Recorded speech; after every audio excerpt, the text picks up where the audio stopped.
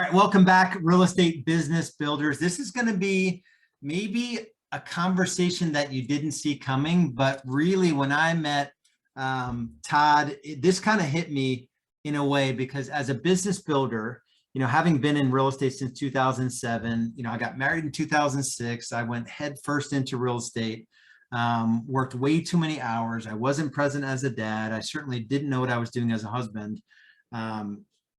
We have a tendency to give our businesses a lot of focus, and it gets in the way of things that matter most. So Todd, your gift is, and your calling is just to be in that sometimes messy, relationship of a husband and a wife, and you do pre-marriage counseling as well. But give us a quick intro. So the reason I'm having Todd on here is that I think that there are a lot, and you're going to tell us the stats. I want you to tell us the stats.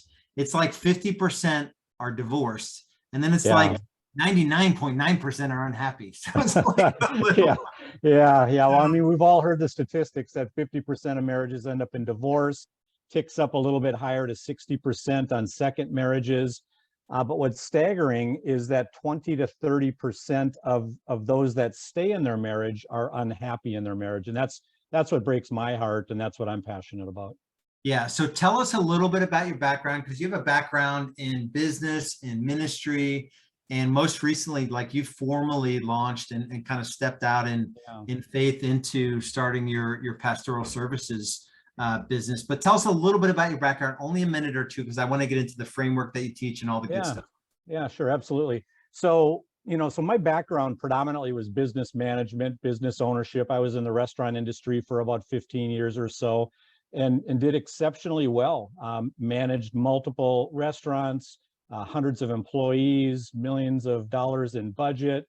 At the time, I was young and in my mid to late 30s. I had a family. I had a wife, 3 kids at home.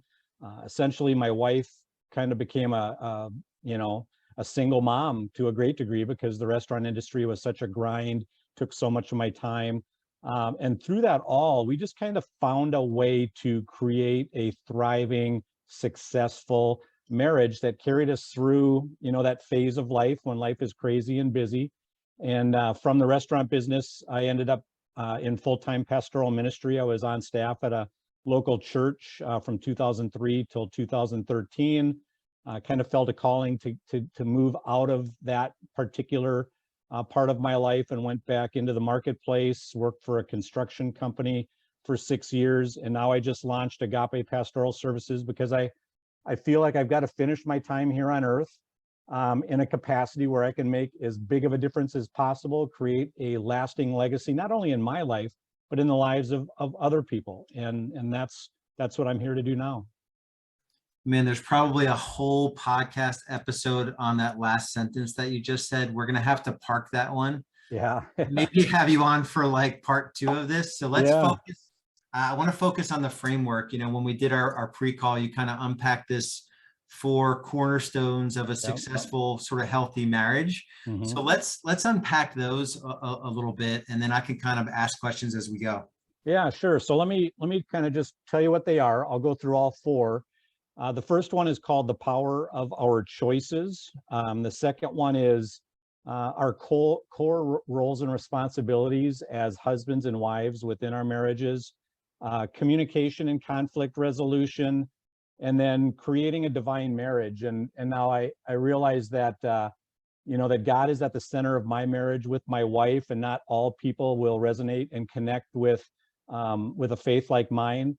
But the reality is that we have to have something else outside of ourselves. Our nature as human beings can tend to be selfish and inwardly focused. And the idea of putting God at the center of my marriage with Jody gets me out of thinking of me and us and she, and really allows us to focus on, kind of the 3 parts of a marriage relationship. Awesome. So let's unpack the first one, the power of our choices. Yeah, so the power of our choices, this is one that people often overlook, I've found as I'm counseling and working with couples, is realizing that there is an absolute cause and effect on every choice we make in life, right? From the moment I wake up in the morning, I swing my feet out of bed and put them on the floor, and get up to go about my day, I have nothing ahead of me but choices. And I teach couples to understand the idea that their choices will lead to one of two places. They will lead to life, or they'll lead to death. They'll lead to blessings, or they'll lead to curses.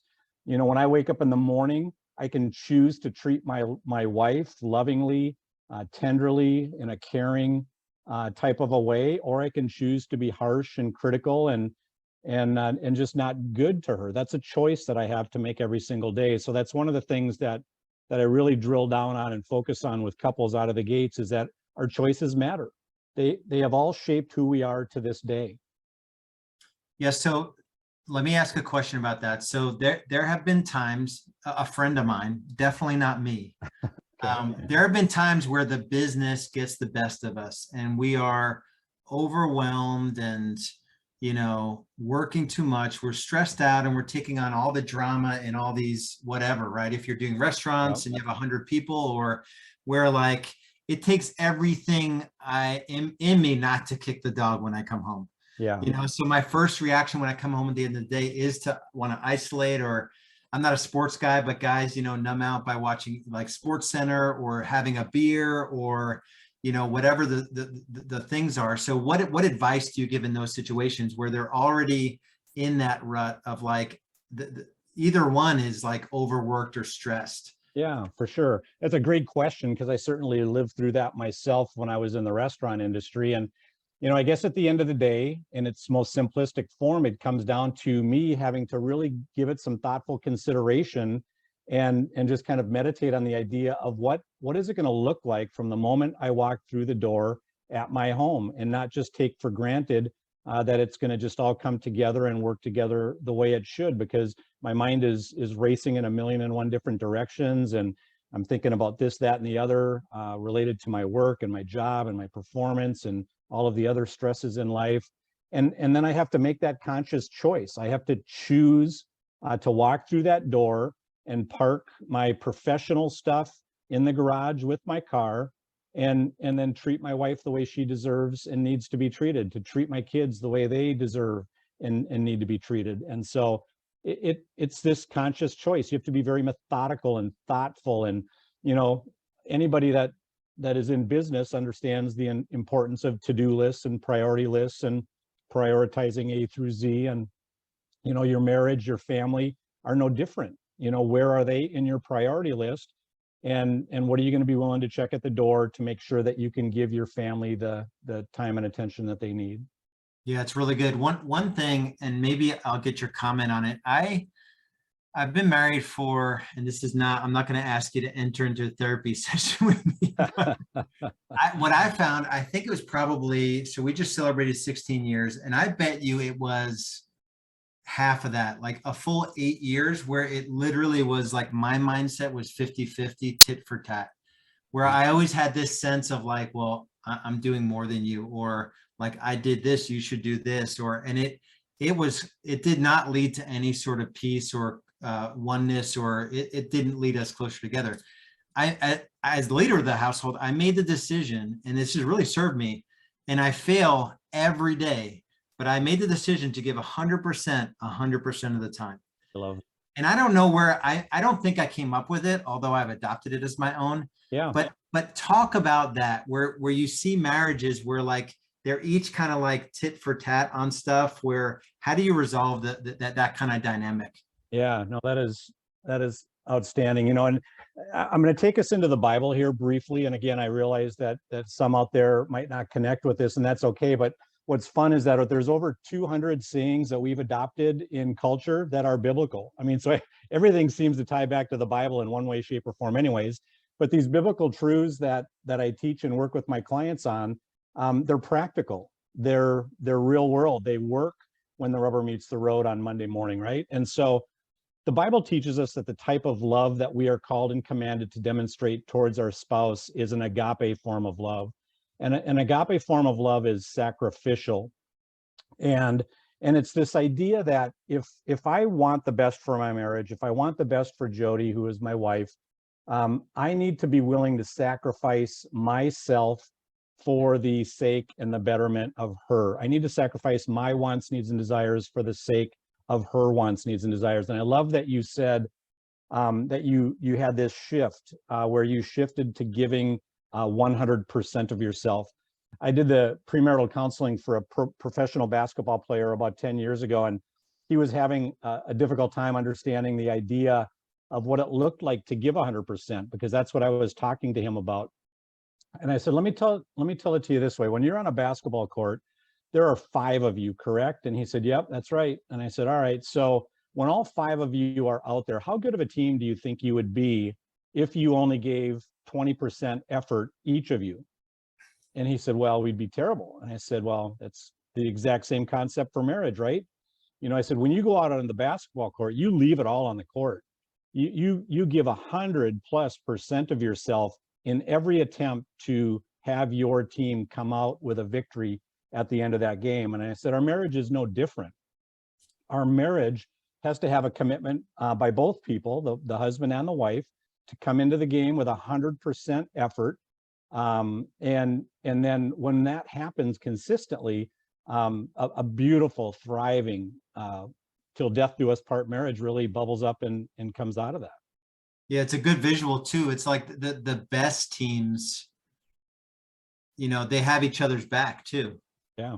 Right? If the goal is to win, like, you know, it's like the 2 of you against the world, like your kids, like, you know, they're a battleground, you know, and then you've got, you know, trying to keep a sort of a you know, and we share the same faith. So, you know, trying to live that out in the world we're in today is really hard, you know? Yeah. And you know, one of the fantastic things that Jody's always done a great job at is she reminds me constantly that we're a team. You know, if all of a sudden we find ourselves a little bit at odds and maybe in a fight or bickering a little bit, she'll quickly say, hey, remember, we're a team, right? We're a team. We're in this together. It's us against the world. And that all of a sudden de-escalates things. You know, that's a little tip that I teach the couples that I'm working with, is figure out what those code words are. You know, when you find yourself going down a path that you're thinking could go sideways and escalate, is what's the code word that one of you is going to just spurt out, and then everybody has a reality check and realizes, oh, we're going down a path we don't want to go down. Let's stop it right now. So yeah, being a team is a big deal. That's really good. And maybe you can comment on this too. And maybe it's an experience that others have had, because that saying that you just shared, I find myself saying that to my son. So in some cases, I see my kids having a lot of challenges, and I almost give my kids a little bit more grace than I give my wife, not deliberately or intentionally. And it's a totally different relationship, but I'll tell my son, I'll be like, bud, I'm on your team, man. Like, you know, I'm here for, you know, forever, for the long term, you know, like I'm on the team. But is that something that you see, you know, when kids come into the picture, when it comes to, you know, these choices and having, you know, we're business builders, we're going against the world in business and killing and eating, you know, killing what we eat and, you know, eating what we kill and all that. And then we've got to, you know, stay closest to God. And then, you know, if that's the faith you share, but then our wife and then our kids. Any dynamic you can talk through around the kids and how that sort of complicates things? Well, yeah, I mean, absolutely. You know, my 3 kids now are all grown and gone. They've all launched successfully. They're all married, giving me grandkids, which are the greatest thing in the whole wide world. But, you know, it's important for us to remember, you know, the hierarchy, if you will, of the home. And this is something that I talk with couples about as well, is that if you keep things in order, and again, biblically speaking, you know, it should always be God first, our spouse second, our kids third, and then everybody and everything else, including our professions, somewhere beneath that. And those characteristics, those things that we go about doing and demonstrating, lifing it out, if you will, those need to, you know, start with our spouse, and then they need to trickle down. And they're very, very similar to one another as far as, you know, communicating with your kids that you're a team, and, you know, being able to meet their needs as a parent, because,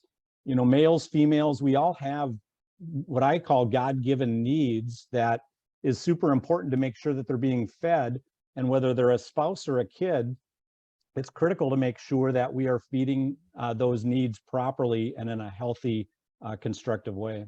Yeah, awesome. All right, we've got to get on to number 2. So go through the core roles and responsibilities.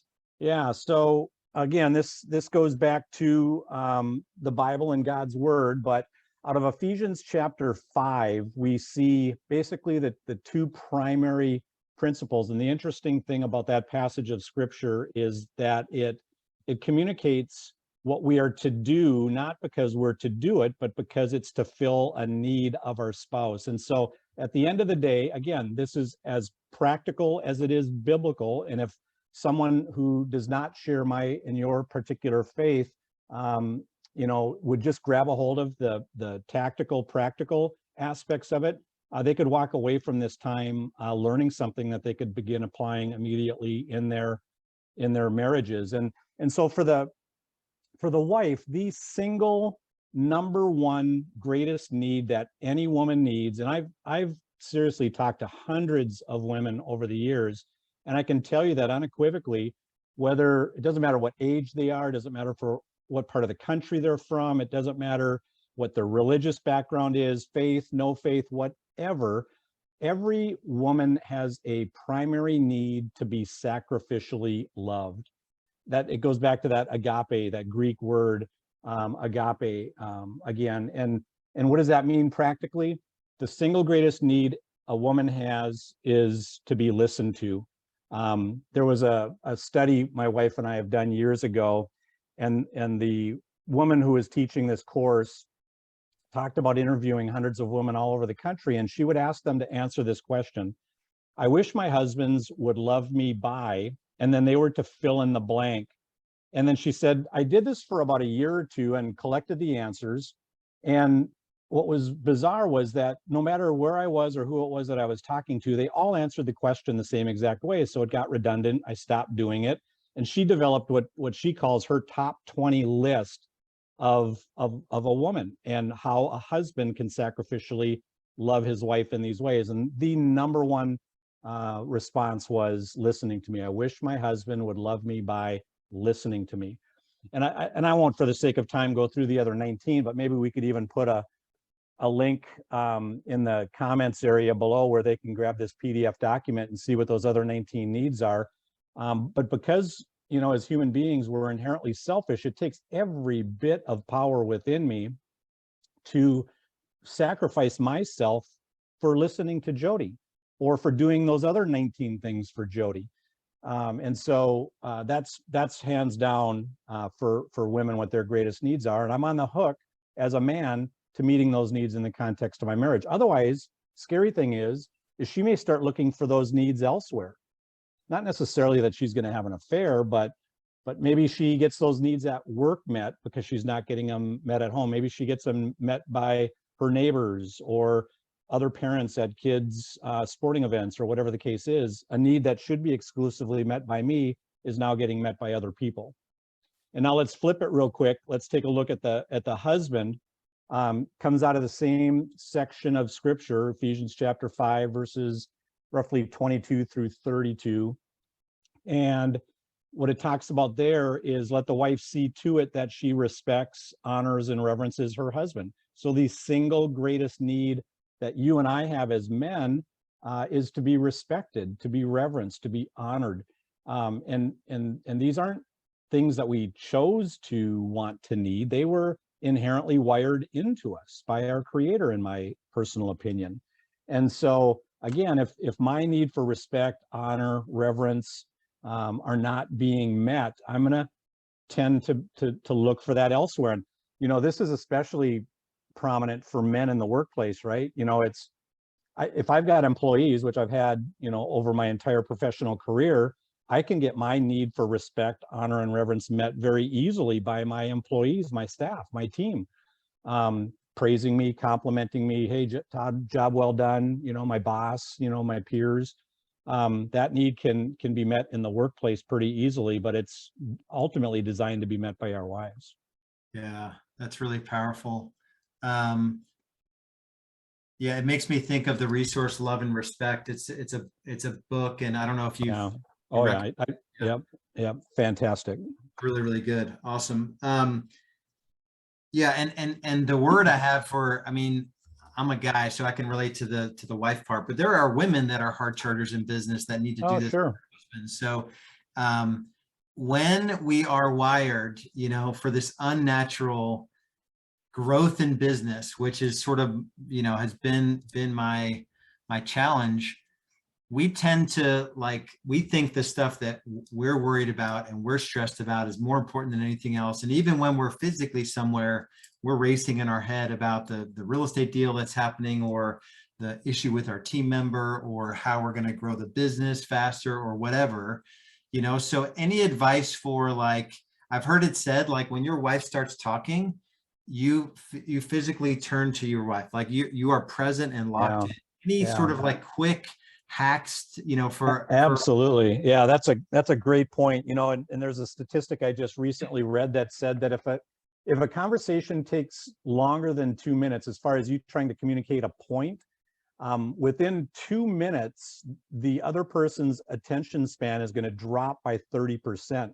So at that point, they're only listening to 70% of what's being said. Well, all of us know that are married that's a recipe for disaster, right?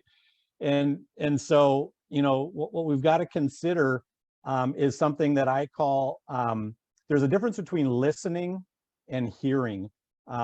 This is another thing that I teach couples that I work with, is that, an example of Jody and I listening to one another might be, she and I just get home from work.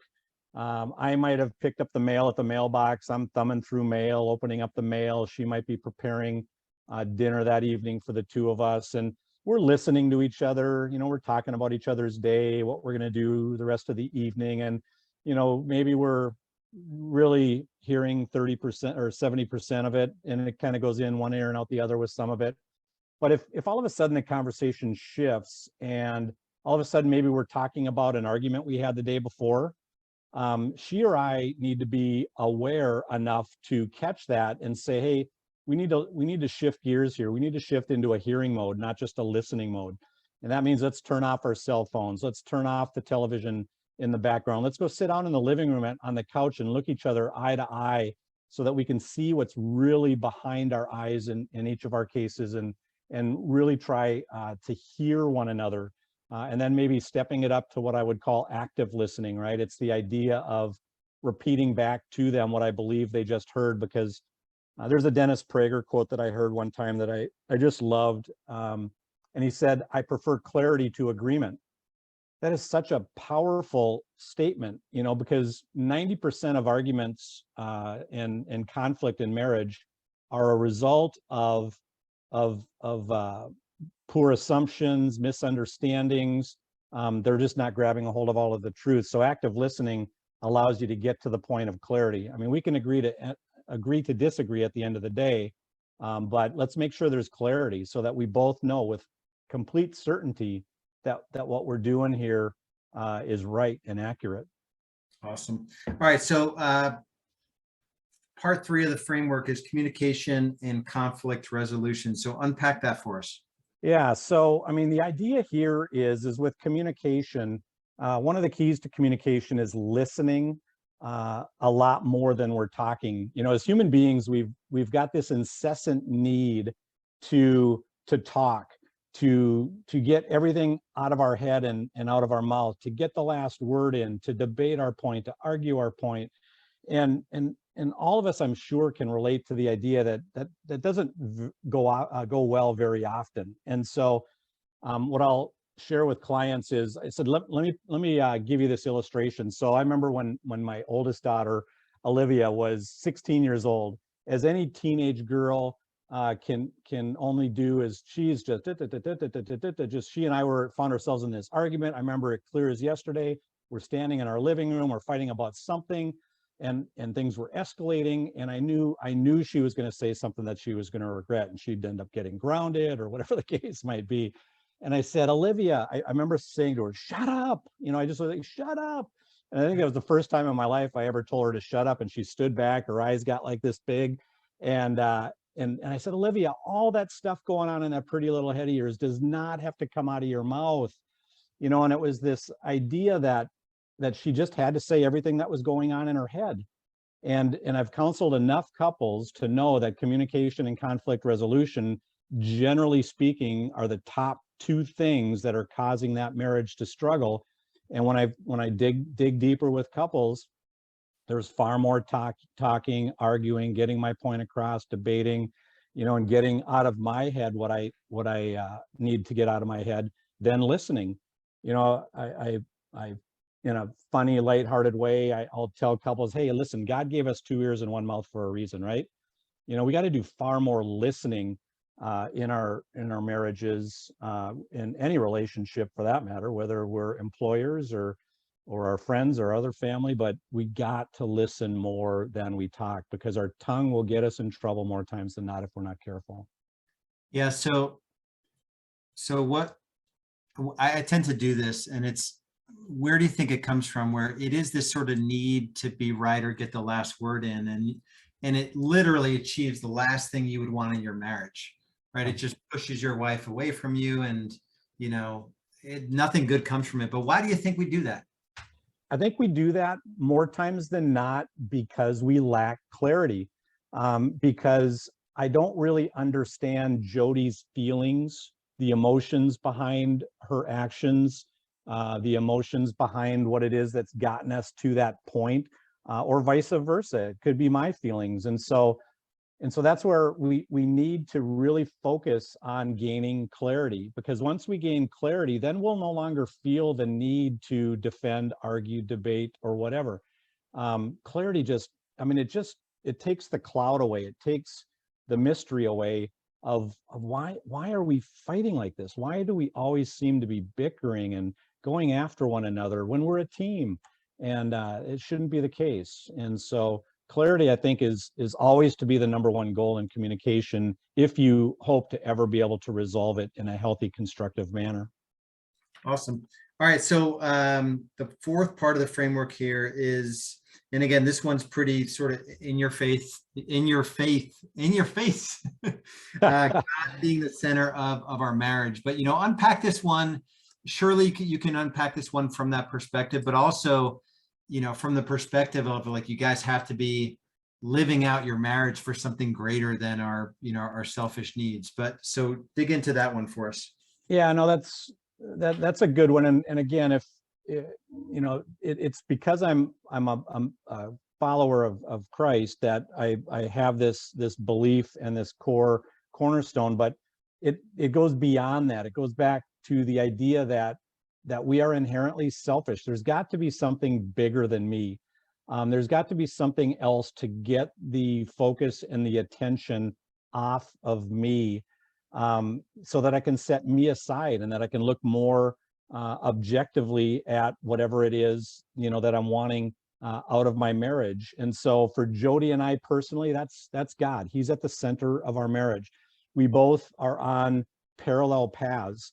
I guess that might be another way to explain it, for someone who may not align with my faith background, would be is the vision for your marriage moving in the same direction? Do you have the same goals, the same aspirations?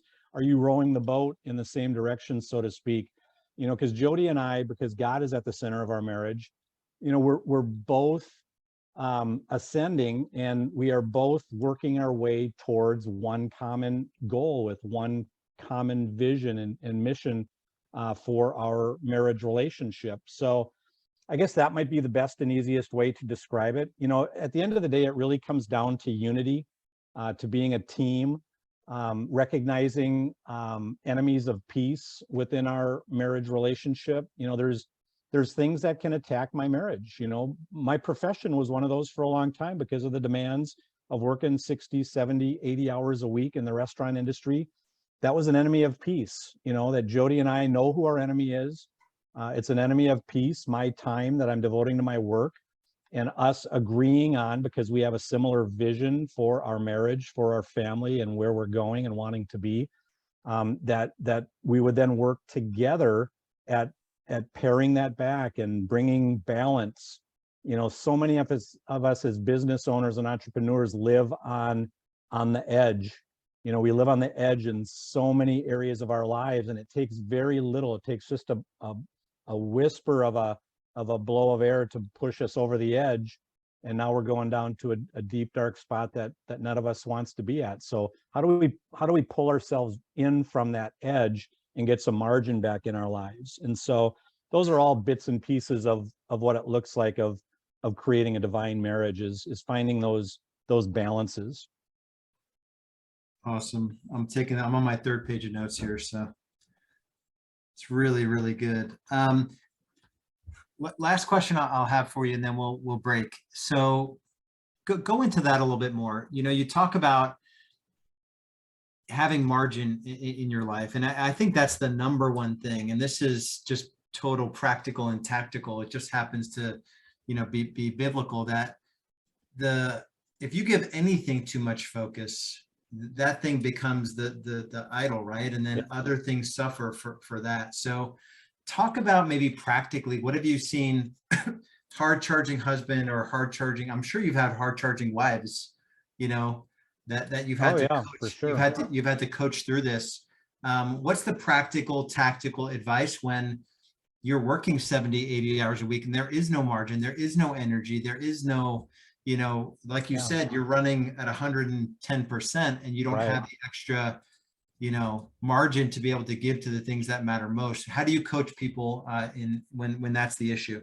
Yeah, for sure. So, Joyce Meyer was quoted once as saying, excess is the devil's playground, right? Anything that we do in excess is an opportunity for things to not go well or go right. And, when Jody and when I think back to when I was in the heart of my entrepreneurial career, and lacking margin in time, I can equate it very easily to, our financial budgets, right? If we want margin financially, if we want to achieve our financial goals and dreams, we have to live within a budget. We have to live within our means. And in order for that to happen, we have to plan. There's a Bible passage that says, my people perish because of their lack of knowledge. And so there's this idea that we need to, as a husband and wife team, going back to the team idea again, we have to be aware of the circumstances. We have to be aware of what is going on around us in this moment. Is this something that is going to be a short-lived season? Am I going to be working like a mad person for the next 6 months and I see a light at the end of the tunnel? Or is this something that maybe we need to look at together as a team, and realigning my goals and where I am professionally to create some margin? And so I think it's critical for a husband and wife to sit down with pen and paper if necessary, and to thoughtfully and considerately talk about the reality of our future. What's our 6 month, our 1 year, our 3 years? It's a VTO, right? Vision Traction Organizer, for anybody out there that's familiar with traction tools. It's what are those short-term rocks, those intermediate 1 year, 3 year, 5 year, 10-year types of goals. Where do we want to be as a husband and wife? Where do we want to be as a family? Well, okay, so we've identified the vision. Now, practically speaking, what does that look like? Let's start putting some stuff down and committing to these things. I'm going to commit to a season working 70 hours a week, but because I'm doing this, and this, I see an end of that season in a period of time. Otherwise we just put our marriage, our kids, our families just at high risk. Man, that's so important. I remember back in the day, and this was pre me being saved, where I still made sure, because I didn't have a good example in my dad how to be a husband and a father. So I knew that I wanted to be a good husband and a good father, even though it didn't have a biblical basis when I first got married. I did make sure, like, I had big plans to build a business, but I was a real estate agent working 7 days a week. Yeah. I remember telling my wife, like, the vision is for this to become a business where I can get back to a normal work week, but we could have the financial blessings, and I didn't use the word blessings because I wasn't saved. So, so we can have a lot of money. Probably back then was that was the goal. But I remember she knew that I was putting in the long hours, because I don't know if she believed it, but I at least talked to her about it. And we negotiated, a couple evenings a week I could work late, and Saturdays I work by appointment only. And, Sunday, Yeah. maybe 5 Sundays out of the year would I leave the house. Yeah. I still probably worked on a contract here or there, so the advice that is just to make sure you're on the same page as your spouse. And it's not this chronic, like this is the 12th year that this was the Right. plan. Exactly. This is not a season, it's the whole game. Yeah. Or the whole career. So, man, this has been really good. What's the best way that folks can get connected with you? Because I know you do virtual coaching and all of that stuff. What's the best way to get connected with you? Yeah, absolutely. So the best way to reach out to me would be through my website, and it's Agape, and it'll be down in the comments area, so I won't attempt to spell it, but Agape Pastoral Services, all one word.com. You can find me under that name on Facebook as well. You can connect to me through Facebook or Instagram, number of other means. So that would be the best way. Awesome, Todd. This has been great. Like I said, I took a bunch of notes, so I know this is going to serve a lot of our listeners. And like you kind of teed it up, this is practical and tactical, even though it's biblical, right? Yeah. So if you don't share our faith, there's so much good coaching in here. So Absolutely. Appreciate you. Keep doing the work that you do. My prayer for you is just strength and perseverance and endurance. And like you said, this is your second mountain. You sort of you've done the mountain of, hours and money and business. And this is so relevant and timely. So I lift you up, and a lot of strength to do this work, and for you to just crush this 10 times the way you crush business. That's my prayer for you. I appreciate that, Lars. Thank you so much for your time. It's been great. All right. We'll see you. We'll talk to everyone soon.